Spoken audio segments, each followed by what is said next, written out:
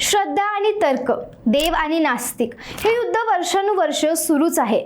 पण जेव्हा एक साधी स्त्री थेट त्या परमेश्वरालाच प्रश्न विचारते तेव्हा काय होतं? याच प्रश्नाचं उत्तर घेऊन येतोय देऊळ बंद 2. नुकत्याच अक्कलकोटमध्ये या सिनेमाचा टीजर रिलीज झाला आणि चर्चा सुरू झाली ती स्वामींची भूमिका साकारणारे मोहन जोशी यांची. कलेला खरंच वय नसतं हे मोहन जोशींनी पुन्हा एकदा सिद्ध केलंय.